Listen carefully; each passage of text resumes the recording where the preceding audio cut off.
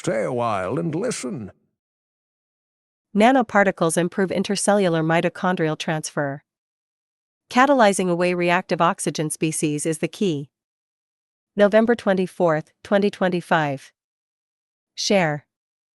Nanoparticles made from molybdenum sulfide catalyze reactive oxygen species. This encourages the production of mitochondria and mitochondrial transfer between cells. These transferred mitochondria can be used to restore cells that have depleted mitochondria. Scientists have created nanoflowers that nudge donor cells to produce more mitochondria, which can then be transferred to recipient cells to boost their mitochondrial function. 1. Mitochondrial transfer is difficult to improve. Energy is required for life, and most energy in our cells is produced by mitochondria. When these organelles start to falter, it's a sign of trouble. Numerous diseases are linked to mitochondrial dysfunction, which is a hallmark of aging.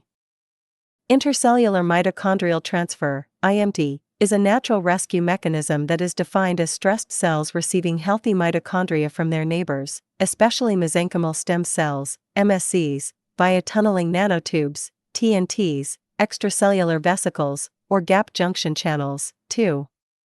However, transfer rates are low, and most current methods to boost them are cumbersome and may involve genetic engineering. In a new study from Texas A&M University, published in Proceedings of the National Academy of Sciences, the researchers describe a novel method for improving IMT, which involves some nanotechnological wizardry. Nanoflowers boost mitochondrial output.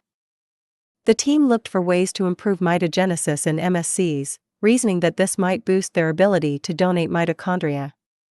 They started with molybdenum sulfide, MOS2, and subjected it to defect engineering. This process takes out some of the sulfur atoms, exposing molybdenum atoms that have electrons to donate.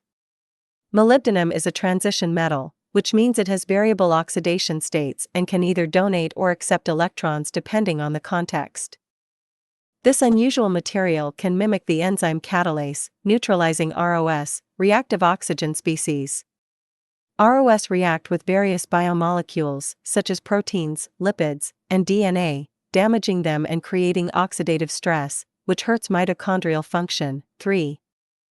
The exposed molybdenum atoms act as traps and catalysts for ROS molecules. For instance, when a molecule of hydrogen peroxide, H2O2, the most ubiquitous ROS, approaches the site, it accepts 2 electrons from a molybdenum atom, separating the extra oxygen atom from the peroxide and leaving behind water. When the next H2O2 molecule approaches the site, another oxygen atom pulls itself away from the peroxide and becomes bound to the first trapped oxygen atom, forming free diatomic oxygen, O2, and another molecule of water while returning the electrons to the molybdenum. For further improvement, the researcher designed a process of MOS2 self-assembling into nanoflowers, delicate structures that greatly increase the material's surface-to-weight ratio. MSCs were able to take nanoflowers up, which decreased ROS levels and improved mitochondrial output. After 7 days of treatment, the amount of mitochondrial DNA, a marker of mitochondria abundance, doubled, and the production of ATP, the energy currency of the cell, increased as well. MOS2 nanoflowers with atomic vacancies activate the PGC1-alpha pathway by modulating cellular ROS levels and stimulating the SIRT1 signaling pathway, the paper says. This activation leads to increased mitochondrial biogenesis and enhanced cellular bioenergetics. In other words, by clearing up ROS, nanoflowers triggered cells to signal that stress has decreased and mitochondria production can be ramped up. Mitofactories to the rescue. To assess the effectiveness of IMT, the researchers induced mitochondrial damage in smooth muscle cells. Nanoflower-treated MSCs, which the researchers refer to as mitofactories, were several-fold more effective in transferring their increased mitochondrial load into their damaged neighbors than untreated controls. Advertisement. We have trained healthy cells to share their spare batteries with weaker ones, said Dr. Akhilesh K. Gaharwar, a professor of biomedical engineering and a senior author. By increasing the number of mitochondria inside donor cells, we can help aging or damaged cells regain their vitality, without any genetic modification or drugs. The several-fold increase in efficiency was more than we could have hoped for, added PhD student John Zucker, lead author of the paper. It's like giving an old electronic a new battery pack. Instead of tossing them out, we are plugging fully charged batteries from healthy cells into diseased ones. Putting new mitochondria to work.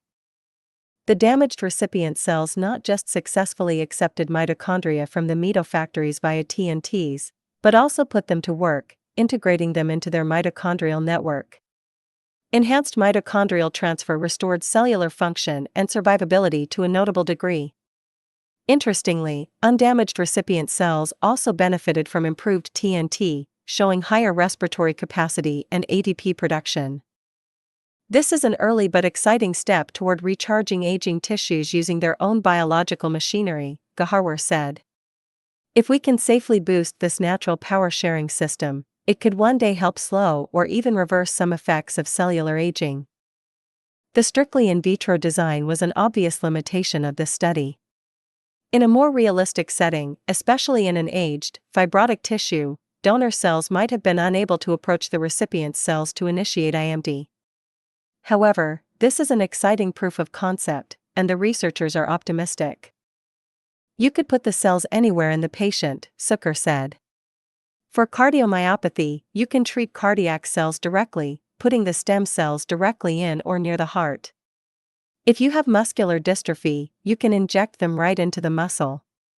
It's pretty promising in terms of being able to be used for a whole wide variety of cases, and this is just the start.